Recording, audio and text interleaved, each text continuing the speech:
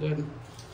আসসালামু আলাইকুম। আমি কাজ শুরু করার আগে এবং জিনিসগুলা গাড়ি থেকে নামানোরও আগে আমি প্রত্যেকটা জিনিস চেক করে নিচ্ছিলাম জিনিসগুলা ঠিক আছে কিনা। অনেক সময় কি হয়, গাড়ি করে নিয়ে আসার সময় বা ওইখানে গোডাউন থেকে মালগুলা গাড়িতে উঠাই দেওয়ার সময় ভেঙে যাইতে পারে, কারণ এগুলা ক্ষুদ্র জিনিস, ভাঙতেই পারে, স্বাভাবিক ব্যাপার।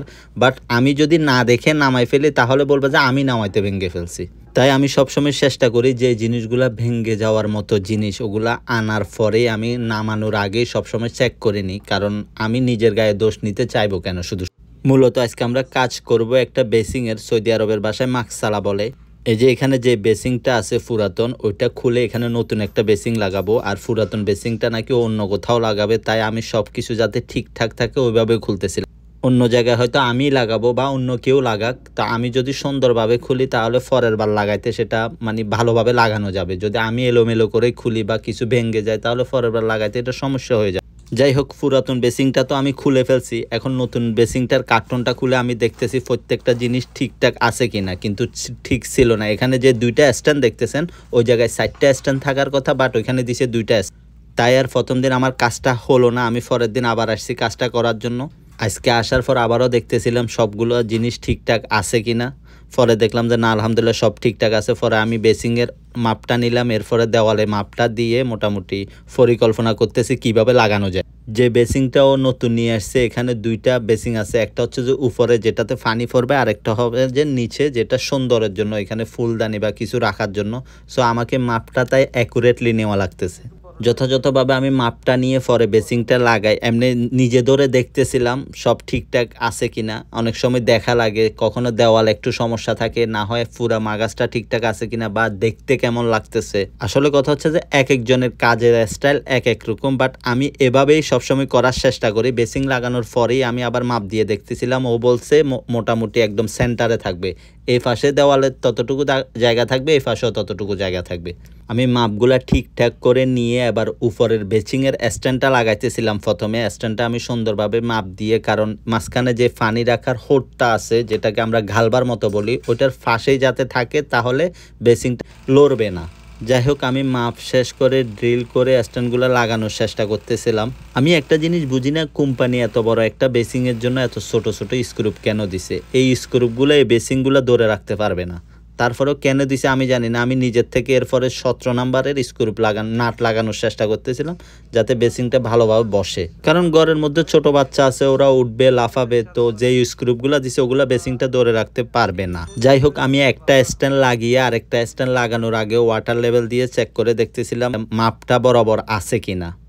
দোনোটা স্ট্যান্ডের মাপ তো ঠিক আছে। এরপরে আমি ছোট আরেকটা ওয়াটার লেভেল দিয়ে দেখতেছিলাম, যেটা আমি সিঙ্গেল লাগাচ্ছি ওইটা কোনো একদিকে কাত হয়ে আছে কিনা। তাহলে একদিকে কাত হয়ে থাকলে বেসিংটা ভালো করে বসবে না, তখন বেসিংটা একটু লড়বে, লড়লেই সমস্যা, ভেঙে যাওয়ার সম্ভাবনা বেশি। আর একটা জিনিস দেখেন, এখানে দেওয়ালের ভিতর কিচ্ছু নাই, ইটগুলো একদম পাতলা। যে স্ক্রুপ দিছে আমি এখানে ড্রিল করতেছি, অটোমেটিক ড্রিল ঢুকে যাচ্ছে, আমি কিছুই করা লাগতেছে না। ওই অবস্থায় বেসিংটা কিভাবে বসে থাকবে।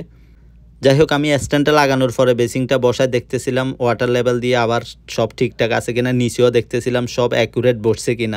উপরের বড় বেসিংটা লাগানোর পরে আমি ছোট বেসিংটা কার্টন থেকে খুলে নিচ্ছি। এমনি তো ঠিকঠাক আছে আলহামদুলিল্লাহ সব কিছু, কারণ আমি নামানোর আগেই দেখছি। তারপরে আবার ভালোভাবে খোলা লাগতেছে, সাবধানে খোলা লাগতেছে, কেননা এগুলা বেসিং ভাঙতেই পারে, স্বাভাবিক ব্যাপার।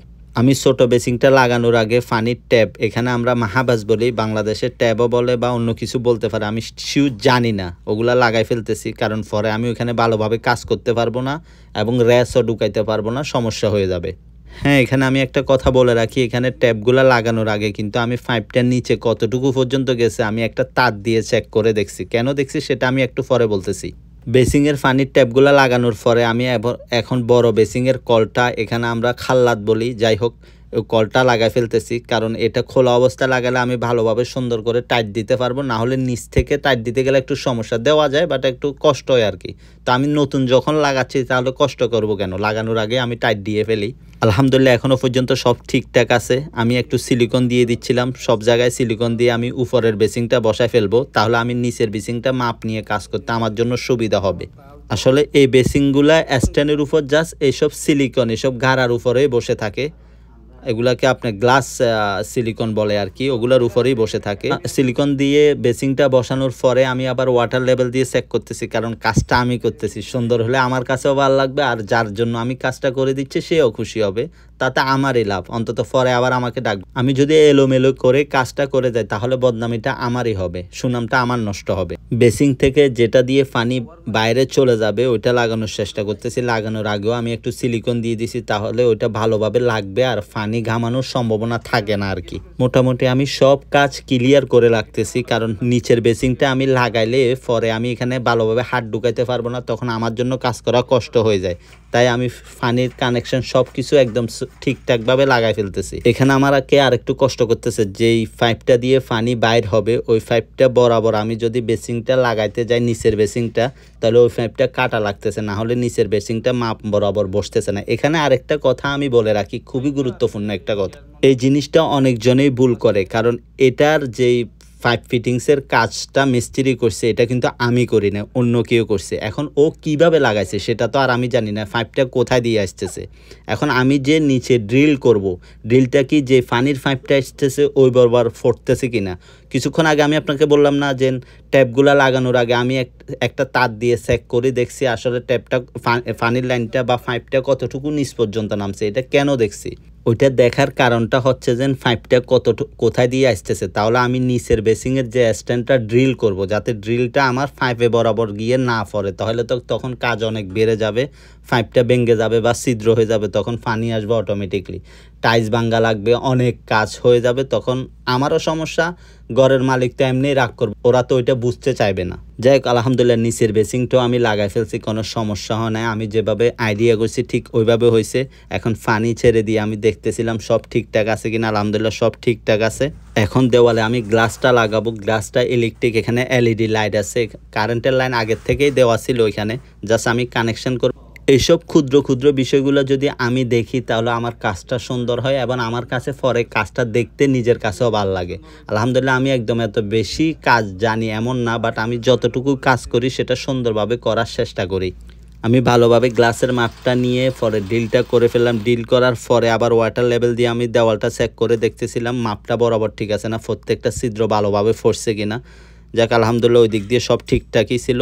পরে গিয়ে আমি গ্লাসটা সুন্দরভাবে কানেকশন করে দিলাম, দিয়ে গ্লাসের পিছনে একটু সিলিকন দিয়ে দিছি যাতে গ্লাসটা না ডুলে, কারণ উপরে জাস্ট দুইটাই স্ক্রুপের উপর গ্লাসটা বসা। আমি যদি গ্লাসটা সুন্দরভাবে কানেকশন না করি তাহলে গ্লাসটা একটু লাড়াচাড়া খাওয়ার সম্ভাবনা থাকে। আলহামদুলিল্লাহ লাগানোর পরে এরকমই লাগতেছে, মাশাআল্লাহ এটা আসলেই সুন্দর, বেসিংটা দেখতে অনেক সুন্দর, গ্লাসের লাইটটা অনেক সুন্দর লাগতেছে। আমি প্রত্যেকটা লাইট, এখানে কয়েক ধরনের লাইট আছে, টাচ সিস্টেম, আমি সবগুলো দেখতেছিলাম, সব মাশাআল্লাহ ঠিকঠাকই আছে।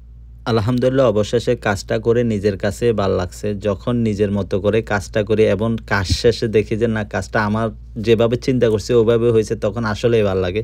সো আজকের জন্য এতটুকুই, সবাই ভালো থাকবেন, সুস্থ থাকবেন। ভিডিওটা অনেক বড় হয়ে গেছে, যার যতটুকু সম্ভব দেখে যাবেন ইনশাআল্লাহ। আসসালামু আলাইকুম।